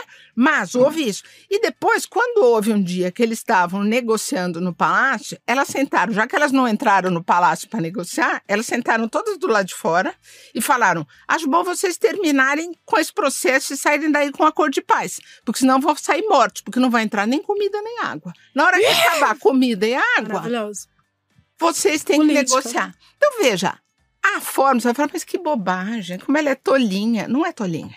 Até prova em contrário, até as mulheres ocuparem em número suficiente os espaços de poder para elas olharem os conflitos e dizerem, nós vamos resolver de outra forma. Ou mais ainda, para as mulheres entrarem e falar, o conflito não vai chegar ao ponto de conflito, porque a gente vai reduzir a tensão antes. Até que isso venha acontecer, eu dou voto de confiança para a mulher. E eu luto por eu e minhas colegas diplomatas, nós queremos participar do processo político internacional. E não é só no Brasil, é no mundo inteiro. As mulheres estão pedindo esse espaço, porque a gente acredita que a gente vai ter alguma contribuição a dar, porque nós somos 50% da população, não decidimos nada sobre o processo internacional, mas somos impactados por esse processo internacional. É absolutamente injusto. Você paga o preço de um jantar que você não comeu. que você não decidiu a comida. Você não participou de nada, mas depois você tem que sofrer e pagar a conta. Para os Estados Unidos falarem que não quer pagar igual porque tomou só a Coca 600 e você vai pagar a conta dos Estados Unidos. São vários os problemas internacionais e eu acho que é muito importante a gente ter essa perspectiva de que há mulheres tentando participar do sistema, há mulheres que querem dar a sua contribuição e que não têm a oportunidade. E aí, todo esse pessoal que vira e faz mimimi de mulher, cota. Ai, que agora tá uma onda de chamar de identitarismo até a gente do... A questão é, veja aqui, não é tititi, não é mimimi, não é só oportunidades. Eu quero a oportunidade. E alguém vai falar assim, eu não preciso de cota porque eu sou boa. Pô, eu sou boa pra burro, eu sou super boa. Eu quero cota. Eu não cheguei a lugar nenhum com cota, porque na minha época não tinha. Mas se quiserem me dar uma cota agora, eu vou adorar. Porque veja só, eu sou embaixadora. O Brasil tem 29 embaixadas que são muito importantes, porque tem mais de 10 diplomatas, então são muito importantes. Dessas 29, sabe quantas são chefiadas por mulheres? Uma. Absolutamente injusto. Aí você vai dizer assim, porque as mulheres não têm competência, porque não tem mulher. Não, tem competência, não tem oportunidade. Então eu quero cota, porque já que eu não tenho oportunidade, me dá cota. Irene, eu vou te chamar tanto aqui, eu vou te explorar. Bom, mas aí, fechando esse assunto, mulheres que querem entrar para a política não precisam literalmente estar num congresso ou no Senado, na Câmara. Se quiser pode, né? Mas enfim, quem quiser trabalhar com diplomacia não tem tanta mulher. Quer dizer, não tem tanta mulher em lugar de tomada de decisão. Nós somos 23% e nós estamos lutando para que o próximo exame de acesso à carreira diplomática tenha paridade no ingresso. Não cota, mas paridade. 50%. A gente quer que entre. Agora, por exemplo, este ano eram 50 vagas. Vai dizer que não tem 25 mulheres boas no Brasil? Porque então a gente tem que usar só mérito, porque não vai ter 25 mulheres boas. Me poupe, né? Não, usa melhor argumento do que mérito. Mérito é bobagem. Eu costumo dizer no meu Twitter, tá lá escrito, né? Mérito é aquilo, é o que dizem aqueles que sempre se beneficiaram da falta de mérito. Quem sempre se beneficiou de uma condição favorável vem usar o instrumento, ou o argumento do mérito para continuar sendo privilegiado. Tô fora disso, né? Mas, enfim, nós, diplomatas brasileiras, temos uma associação, quem quiser nos seguir, Associação das Mulheres Diplomatas Brasileiras, no Instagram, no Twitter. E podcast. E tem nosso podcast. Ela é podcaster. Eu não sou, mas as minhas colegas, 2 diplomatas e 3 professoras universitárias, a gente tem um podcast que chama Mulheres no Mapa Mundi. E a ideia desse Mulheres no Mapa é exatamente ouvir temas internacionais, sobre relações internacionais, na voz de mulheres, sobre uma análise a partir de mulheres. Ou seja, nada dessa história de só homem na foto. A gente quer aparecer na foto e a gente tem o que dizer. Irene, eu fiquei com vontade de fazer relações internacionais. Vocês sabiam que a Irene quase virou... Eu fiquei com vontade nessa conversa de ser diplomata. A Irene estava super cotada para ser nossa chanceler, sabia? Sabia dessa. Pois é, existe uma grande expectativa naquele zum de nomeações, de que o Brasil ia finalmente nomear uma ministra para as relações exteriores. E a Irene, não sei se essa é uma percepção só das minhas bolhas, mas todo mundo tava botando a Irene como a maior candidata ali.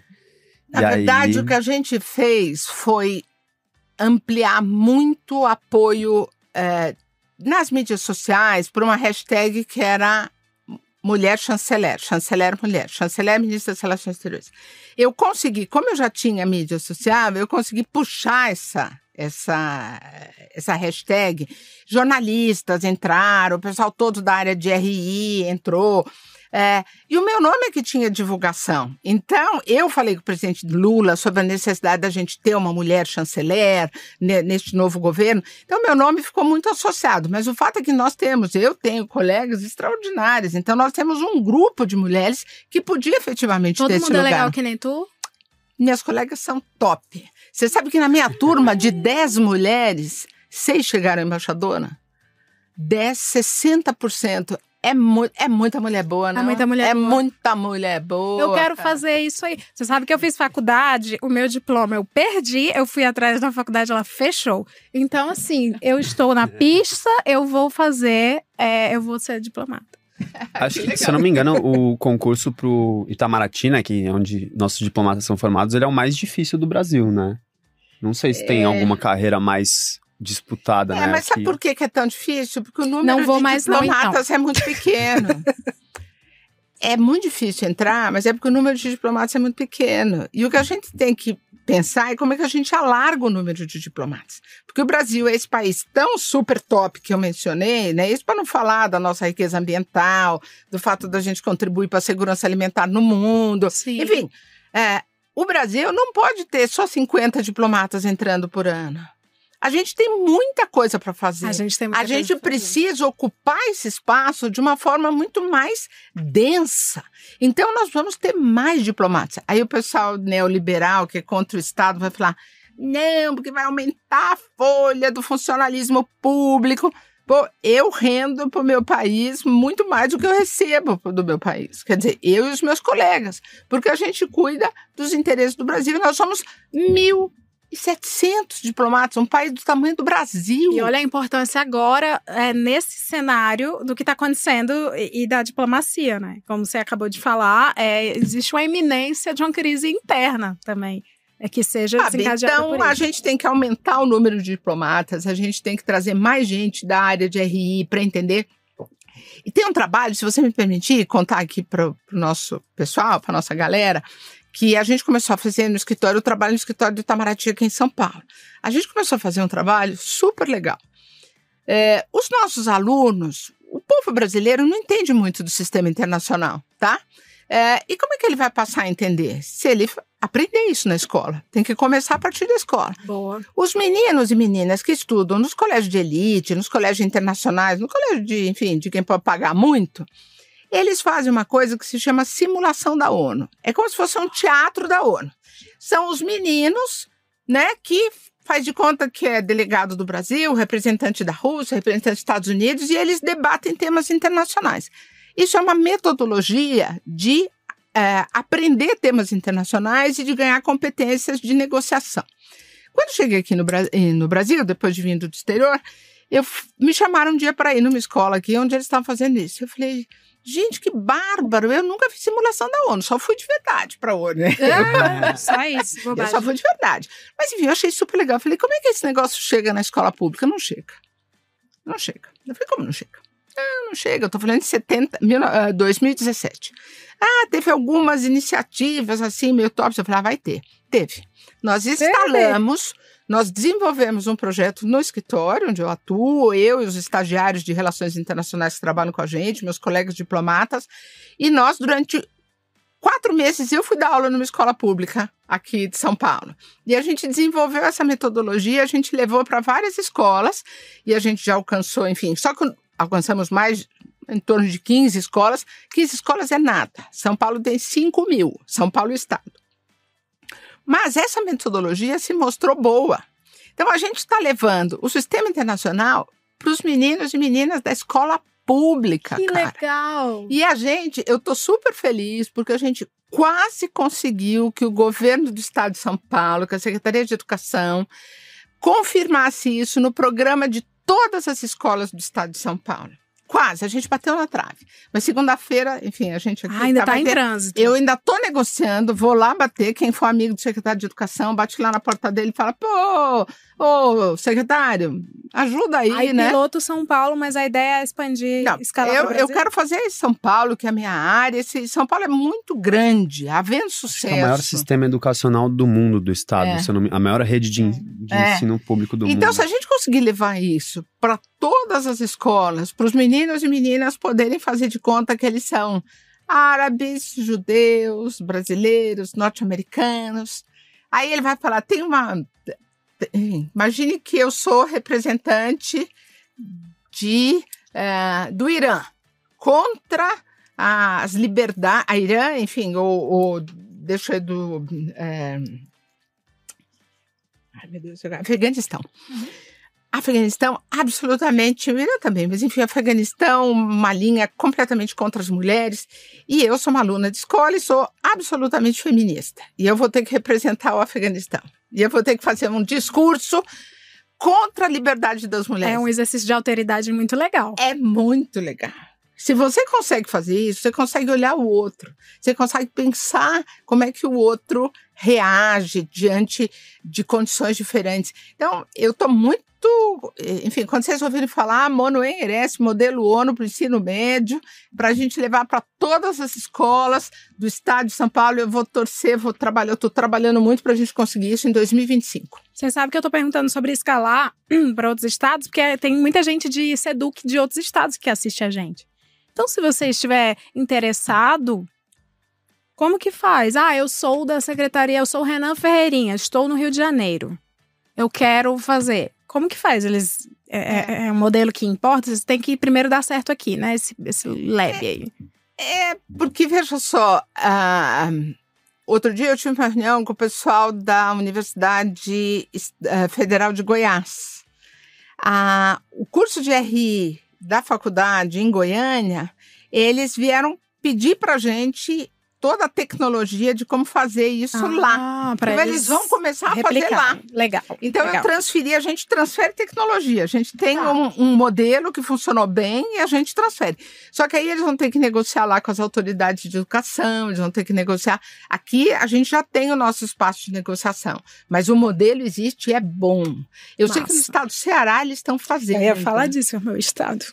No Ceará eles estão fazendo, Ceará é tudo, né? Na educação. Em educação, nossa. Mas a gente vai fazer aqui em São Paulo. A galerinha vai sair entendendo.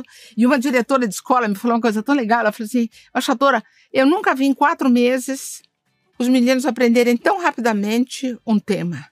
Em 4 meses, eles entendem qual é a lógica do sistema internacional, das disputas, das alianças. E as implicações. Né? As diferenças entre quem é, por exemplo, os países que são produtores de petróleo, os países que são defensores da manutenção, são contra, né, essas políticas de uso de petróleo, porque agrava a questão ambiental. Né? Tem a história, teve uma... E quando eu começo a falar disso, eu não paro.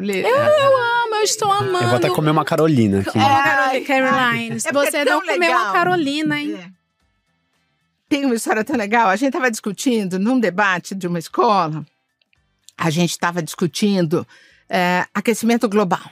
E tinha uma menina, uma dupla, que era representante de uma ilhinha no Pacífico, que é, né, mínima, e que vai desaparecer quando os oceanos subirem. Essa ilhinha se chama... Meu Deus, agora me deu um branco.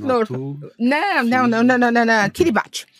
A ilha de Kiribati. Kiribati é o primeiro território que vai desaparecer quando as águas dos oceanos continuarem a crescer. A pobre da E aí ilha. tinha uma menina que era representante de Kiribati.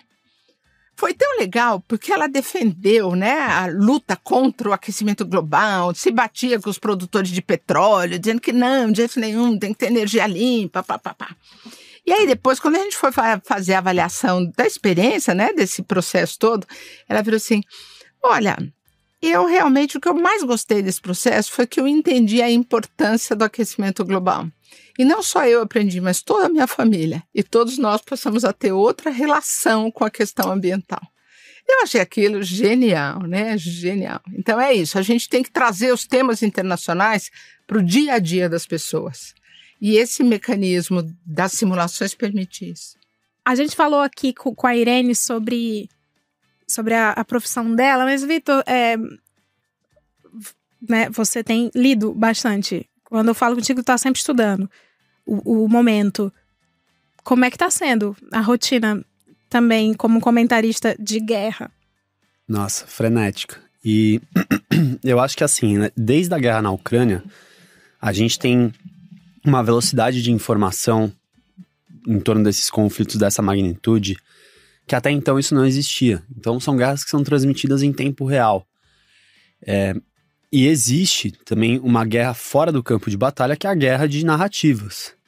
E isso, sobretudo na questão palestino-israelense atualmente tá muito complexo, porque você tem fake news e narrativas sendo impostas de maneira muito bem disseminada, assim. Então, a gente teve aquela história das crianças enjauladas, e acho que como é um tema que desperta muitas paixões também, as pessoas, elas insistem naquele viés de confirmação. Então, elas veem uma notícia que compõe com a narrativa que elas já estão endossando e elas vão e dobram essa aposta. Falam, olha só, isso aqui que tá acontecendo e tal, sem um cuidado com checagem. Então, assim, acho que eu tenho tido um cuidado muito grande, assim, antes de comentar alguma coisa, em fazer essa checagem. E quando eu faço algum comentário sobre algo que eu não tenho certeza, é importante pontuar isso. Falar, olha, supostos pessoas que estão enjauladas, sabe? Coisas... Colocar isso. Rolou recentemente isso. Eu acho que eu fui te consultar porque rolou aquele ataque, a bomba ao hospital. E aí foi Israel. Não foi Israel, mas foi grupo jihadista, sei lá. Pois é, e assim, nesse caso em específico, até onde eu vi, até agora não se tem uma confirmação do que aconteceu. Eu vi um post do André Frank, que é um jornalista que eu gosto muito, que ele compartilhou uma análise de uma agência de checagem do New York Times, que estava mostrando que aquele vídeo que circulou, mostrando que era um foguete saindo de Gaza mesmo, ele não é o vídeo que atingiu o hospital, ele é um outro foguete que caiu em Gaza. Então, assim, acho que a gente tem que ter um cuidado redobrado com isso. Outro ponto que tem sido bastante sensível é a má moderação de conteúdo das plataformas. Tanto no espalhamento dessas fake news, e aí eu lembro sempre de um dado que o Davi Nemer, que é um cientista que estuda, sobretudo, essa disseminação de informações falsas, ele fala que a informação falsa, ela chega 6 vezes mais longe ou mais rápido do que a desmentida dela, né? Então, tem uma vasta gama dessas pessoas que consomem isso que nunca vão saber que aquilo não é verdade, sabe? E acho que para além das informações falsas, existe uma falha de moderação de conteúdo, que são conteúdos explícitos, assim. Então, hoje eu tive que me acostumar a ver vídeo de criança morta, sabe? Porque nossa, eu também. Senão eu não consigo acompanhar o conflito. E meu feed, ele tem tudo isso, sabe? E eu acho que, no Twitter, então, nem se fala, né? Que aquilo virou uma terra de ninguém, né? Mas acho que o Instagram também... Tem muito cinegrafista palestino, né, que eu tô seguindo também, e é isso, é um eterno, imagino você que trabalha com isso. Pois é, e existe um ponto também que acho que a gente tem que ficar atento, que dos principais fatores que tem ajudado a inverter essa narrativa hegemônica de Israel como sempre sendo a vítima de ataques brutais de terroristas, homens-bombas, etc., a gente vê o outro lado. É a gente ter contato com a mídia independente que tá lá registrando e mostrando o que tá acontecendo. E a caminho daqui, eu vi uma notícia de 1 hora atrás, antes da gente entrar, que Gaza ficou sem sinal, porque danificaram as estruturas de internet lá. Então, eu acredito que isso é parte dessa guerra informacional. Você impedir o outro lado de mostrar essas imagens que sensibilizam o público é um jeito de ninguém ver a desgraça que tá acontecendo e você ganhar maior autorização para perpetrar isso. Isso faz sentido. Esses cinegrafistas eu comecei a seguir por causa de um perfil de um podcaster árabe que eu sigo. Esse podcaster árabe tomou o partido da Palestina e ele passou a divulgar vídeos e fotos de cinegrafistas que estão lá. Eu confesso que eu nunca tive uma posição por realmente desinteresse e alienação ao longo da minha vida na questão em Gaza. E por conta desse podcaster, eu passei a seguir esses cinegrafistas e claramente eu tenho uma posição hoje. E é isso, acho que eu contei agora uma pequena cadeia do que acontece em grande escala nessa história de a informação real está chegando a mais gente e o interesse de tirar o sinal de quem leva essa informação para fora. Exato, mas assim, eu acho que a gente, enquanto formador de opinião, a gente tem que sempre ouvir os dois lados. Então eu sigo especialistas e o governo israelense e políticos israelenses para ter contato com essas narrativas deles. Porque eu acho que fazer esse contraponto é sempre importante, né? É bom a gente conhecer o outro lado e também não partir desse pressuposto de que os militantes pró-Palestina, a esquerda, etc., vão estar sempre no bom senso, sabe? Porque isso, às vezes, é quebrado. E acho que o início desses ataques mostraram muito isso, assim, né? Eu tenho apanhado de muitos lados ultimamente. E acho que isso é um bom sinal, porque se eu tô apanhando dos dois lados é porque eu não tô pendendo nem muito pra um, nem muito pra outro, sabe? Mas, e acho que talvez eu não diria nem que assim, vamos assumir o lado da Palestina na questão, não. Acho que a gente entender que uma construção de paz e você parar essa opressão com o povo palestino, ela passa necessariamente por você reconhecer dois estados, por você parar com esses crimes de guerra dos dois lados, né? Inclusive, o Hamas também cometeu crimes de guerra, tomada de reféns, uso de reféns como escudo. Foi terrorismo. E então, assim, eu não diria que vamos tomar o lado da Palestina, mas a gente tem que entender que existe um lado que é muito mais oprimido que o outro, que tá numa posição muito desigual. Esses últimos dias têm escancarado isso.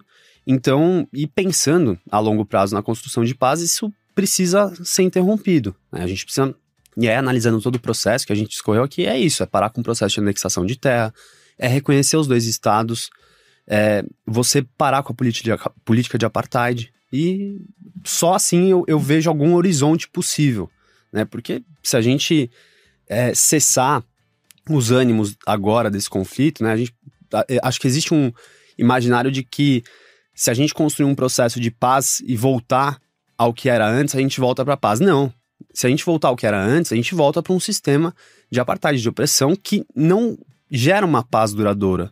Pelo contrário, você tem mortes, prisões arbitrárias, etc., acontecendo quase que diariamente. É que antes isso não era noticiado, porque a gente sabe que vidas palestinas, para essa mídia hegemônica e para o mainstream do senso comum, importam menos do que as vidas de pessoas de países ricos e poderosos.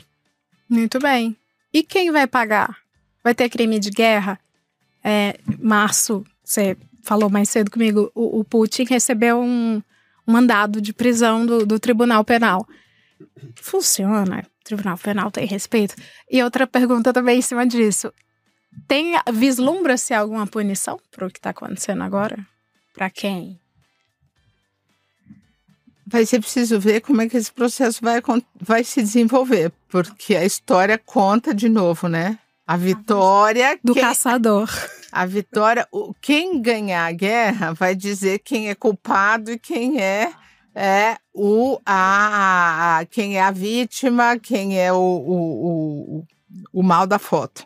Então, todos esses processos, e eu acho que o Vitor está coberto de razão quando ele diz, a gente não tem que tentar julgar, porque eu acho que dentro próprio da nossa vida, no nosso dia, o julgamento ele é sempre, enfim, ele está marcado por uma série de coisas, ou porque você gosta mais de um filho do que do outro, ou porque você gosta mais de uma amiga de outro.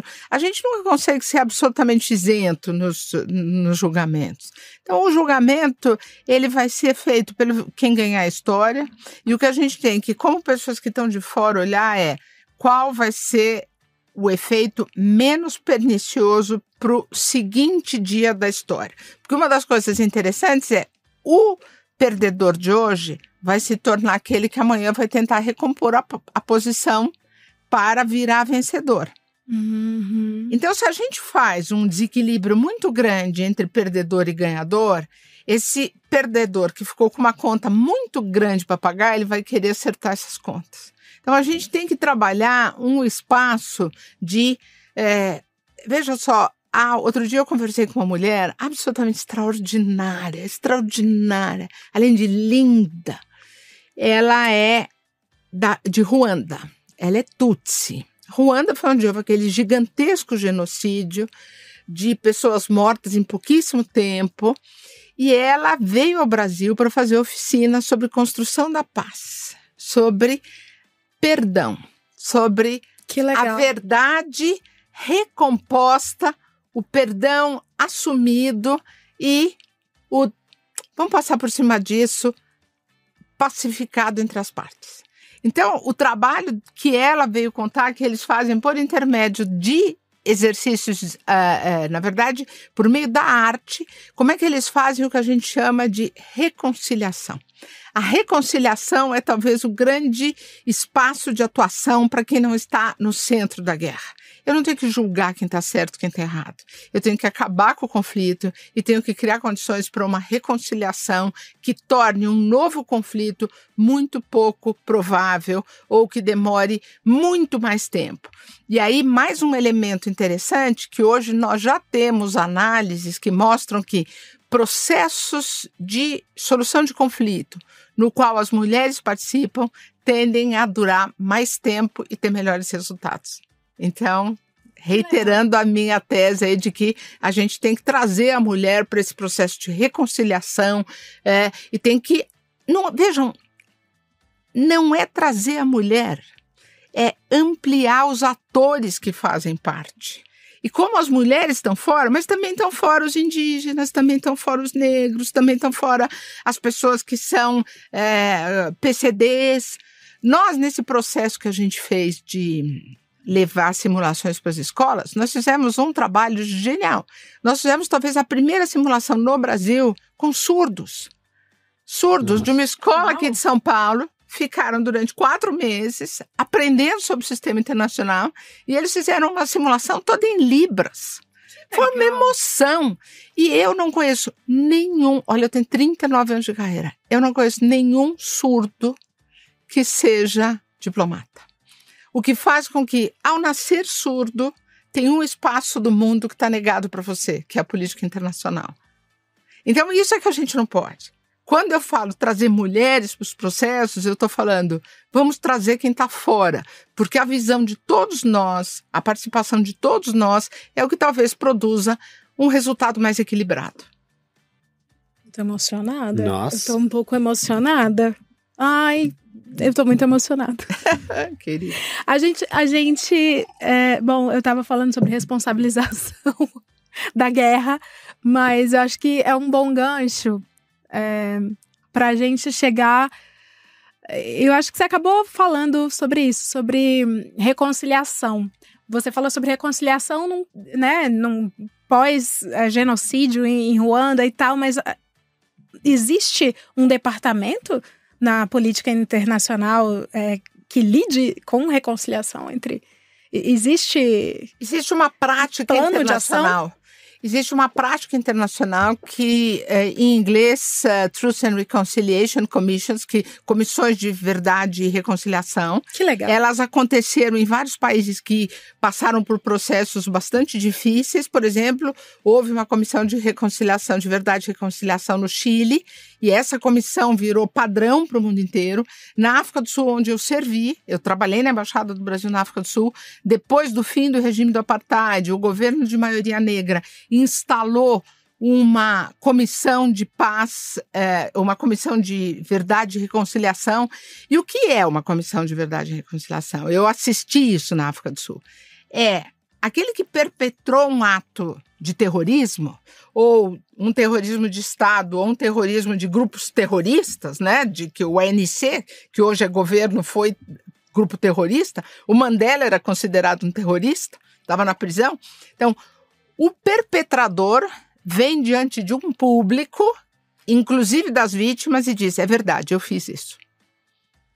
E eu assumo que fiz, e eu peço perdão. A Comissão da Verdade aqui do Brasil é um pouquinho espelho disso, não? É outra coisa? A gente não foi reconcilia. basicamente uma ideia de trazer verdade, mas não trouxe a reconciliação. A reconciliação é o espaço onde a outra parte vai lá, eu entendo. Eu perdi um filho, mas depois eu fui lá e te matei o irmão. Então, nós acertamos as nossas contas. Então, eu reconheço que eu matei seu irmão, você reconhece que você matou meu filho e acertamos as contas e daqui para frente ninguém mata ninguém. As Nações Unidas são um bagulho muito importante, né? Se elas são ruins, pior é sem elas, né? Então, é aquela coisa, mal com ela, pior sem ela. Então, a gente tem que continuar. E para um país como o Brasil, que se pauta se o Brasil não usa arma nuclear, a gente tem que usar o direito a nosso favor. Então, as Nações Unidas são o sistema de regulamentação do sistema internacional, negociado por todo mundo, que todo mundo diz, vai ser assim. É isso que a gente tem que preservar. Quem é fraco espera a força da lei, né? Espera que a lei te proteja, que você vá lá ser garantido por aquilo. Então, e veja, eu vou mudar completamente o assunto, mas também muito importante. O Brasil assina acordos internacionais que protegem várias comunidades. Por exemplo, protege os LGBT, né? Quando aqui dentro do Brasil a gente não consegue fazer a proteção de comunidades vulneráveis, no caso a comunidade LGBT, os defensores desses grupos aqui vão lá fora dizer, vamos lá proteger dentro do Brasil, porque tem uma norma internacional que vai trazer para dentro do Brasil essa proteção. Então, veja que o sistema internacional ajuda a produzir algum tipo de segurança para os vulneráveis dentro do Brasil. Então, é ruim com a ONU, pior sem a ONU. Muito que bem. Muito que aulão. Que aulão. Nossa. Vem cá, diplomacia e comentarista também de guerra toma partido? Assim, no dia a dia? Olha. Eu tomo. Eu tomo partido. Tu não toma, necessariamente toma hate, né? Eu acho que assim, eu procuro orientar as minhas análises e acho que existe um descolamento necessário do que é aquilo que eu acho pra mim mesmo, que eu comento com meus parceiros na minha roda de bar, e aquilo que eu externalizo enquanto comentarista, enquanto formador de opinião e estudioso do assunto. E eu procuro balizar essa parte que é pública sempre pelo direito internacional, pelos direitos humanos, e é isso que eu tenho procurado fazer, né? Sobretudo porque nessa guerra de narrativas que a gente tem, é muito... As pessoas, elas vêm tentar subverter aquilo que você está falando para poder justificar a narrativa delas. Então, qualquer coisa que eu posto falando sobre os crimes que Israel está cometendo, vem falar, isso aí você não está falando do Hamas, isso aí é antissemitismo e tal. E eu justamente me apoio... Tem o lacre aí do antissemitismo. Lógico. Aí que o povo tá usando. Pois é, e eu me apoio justamente no aspecto técnico para falar, olha, não é opinião que eu tô dando aqui, é normativa, exato. Né? Então, por isso, inclusive, que sempre que eu trago essas coisas mais polêmicas, eu tento me escorar em decisões, manifestações de organismos internacionais, de outras organizações, para embasar isso tudo, sabe? E deixar claro que eu não tô ali só dando o meu lacre também. Eu tô trazendo um entendimento que ele vem muito bem fundamentado. Né? Não necessariamente por mim, mas eu tô me apropriando do conhecimento e opinião de outros grupos e organizações. Eu tomo partido. Toma partido. Sabe por quê? Porque é muito bom a gente ter uma posição como a do Brasil. Eu tomo partido do Brasil. Você vai falar, pô... Meu partido é o Brasil, que história é essa? Isentona. Outro dia eu estava ouvindo uma palestra, enfim, estava participando de um evento, e quem estava falando é a Fernanda Manhota, que é uma craque, né? A Fernanda é super craque. Ela estuda muito nos Estados Unidos, e a Fernanda estava contando, a gente estava falando com os alunos, a gente foi numa escola, e ela falou, eu estava nos Estados Unidos, e aí o pessoal me perguntando, mas enfim, afinal de contas, enfim, o Brasil, a gente vai ficar, como é que é? O Brasil vai ficar com os Estados Unidos ou vai ficar com a China? E ela falou assim, e eu respondi diante de uma plateia, o Brasil vai ficar com o Brasil. Então eu acho que para mim, diplomata brasileira, veja, ele não é um diplomata, eu tenho um mandato, eu tenho a responsabilidade de preservar o interesse brasileiro. É o meu compromisso, eu sou paga para isso. Então, a minha posição é muito clara. Eu vou ser sempre na linha do interesse brasileiro. O que é melhor para o povo, para a população brasileira? Então, você veja, a Rússia invadiu a Ucrânia, a diplomacia brasileira foi lá. Somos contra a invasão. O Hamas atacou Israel, o governo brasileiro foi lá e disse, ato terrorista, somos contra atos terroristas. No momento seguinte, O que o governo brasileiro diz? Queremos a negociação da paz. Por quê? Porque a guerra não interessa ao Brasil. A continuação dos conflitos na Rússia, na Ucrânia, na fronteira de Gaza, não são a favor do interesse do Brasil. O Brasil sofre com aumento do preço de petróleo, com a instabilidade internacional. Então, eu não sou juiz do mundo. Eu defendo os interesses do Brasil. Então, para mim, tomar partido é muito fácil. É o partido do que aquilo que eu entendo ser o interesse do Brasil. E é isso que a diplomacia brasileira faz. A diplomacia brasileira, passados 4 anos tão difíceis de compreender do presidente Bolsonaro, ela voltou a olhar o mundo e pensar no interesse do Brasil. E isso é fácil. Para mim, tô na boa. Bonitinhos, responderam muito sério quando eu apenas ia jogar um momento aqui em que eu gostaria que vocês tomassem partido ou não. Se quiser tomar partido, toma partido. Se não quiser tomar partido, só fala assim, só dá um comentário bem tchananã, bem vocês, sobre conflitos que têm acontecido no Brasil. Vitor, a briga das irmãs Simone e Simária. Olha, eu tenho dificuldade em saber o que está mais distante, se é a paz no Oriente Médio ou a Simária voltar a cantar. Você chegou a fazer alguma apuração nos seus estudos aí da semana? Olha, eu sou um profundo estudioso da questão Simone e Simária, mas são decisões estratégicas de nível secreto, então eu não posso compartilhar aqui ainda. Vocês vão saber no momento certo.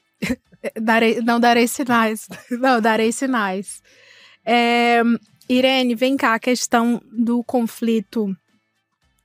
O que vem por aí? Entre os fãs Anitta, Pablo Vittar já fizeram as pazes, Anitta e Pablo Vittar, mas existe ainda uma rixa entre os fãs dessas duas artistas.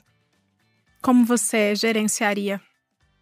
Eu chamava todo mundo pra minha festa. Ia ficar uma delícia. As duas. Tá? Ia chamar, porque eu adoro a Anitta e adoro o Pablo Vittar. Então eu chamava todo mundo pra minha festa. Ia dizer assim, para com isso, vamos ficar na boa, vamos beber junto. Então, gente, agora sim, muito obrigada. Muito obrigada, foi super legal. Eu acho que todo mundo que tá assistindo até agora, que a galera fica até o final, deve estar cheio de insights, comentando várias coisas legais. Depois eu mando pra vocês dos comentários. Queria saber se tem mais algo que vocês queiram falar, alguma divulgação ou algum fecho mesmo, uma mensagem, uma coisa legal, se vocês quiserem encerrar sobre esse assunto. Tá, eu vou pedir aqui, pro pessoal aqui, que é todo mundo de rede social, sigam a gente lá, as Mulheres Diplomatas, no Instagram, né? Venham dar uma força. Isso, Mulheres Diplomatas, né? Venham com a gente, assistam Mulheres no Mapa, vocês vão aprender no nosso podcast. É muito legal. Eu também tenho meu Twitter, mas enfim. A mensagem é: vamos acreditar que dá para fazer um mundo melhor, né? Vamos acreditar. No que opção a gente tem, né? Que opção a gente tem? O ceticismo é muito careta. O ceticismo, aquela coisa de, não quero saber. Niilismo. Isso também é muito bobo. Então, vamos acreditar que a gente pode fazer alguma coisa para melhorar a vida de todo mundo. Eu acredito. Sim, maravilhosa. Muito bom. Eu queria agradecer vocês duas. Gostei muito, aprendi muito também. Eu sigo esses votos da Irene da gente acreditar no mundo pacífico. Ele, inclusive, é a nossa melhor alternativa, né? Porque senão a gente vai se destruir, né? Acreditar nesses, como a Irene disse, né? A ONU, ela não é tão boa quanto a gente gostaria e com certeza seria pior. Então, não desacreditar esses meios de construção de paz e de soluções duradouras para a humanidade. E também contar que eu sou metido a blogueiro, né? Ele é muito blogueiro, blogueiríssimo. Então me achem aí nas redes também, é Vitor, com C, Victor, Del Vecchio, DELVECCHIO. Se você veio aqui pelos convidados, muito obrigada.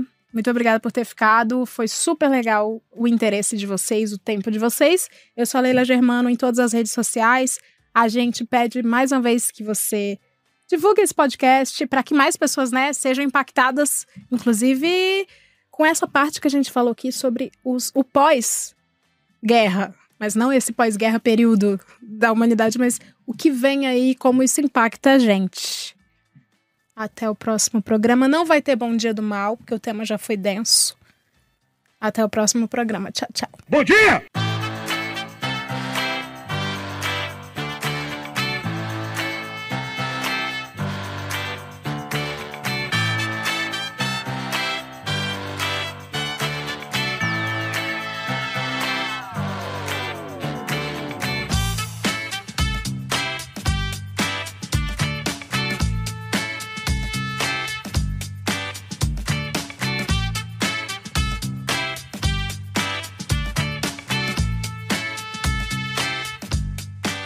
Ambev.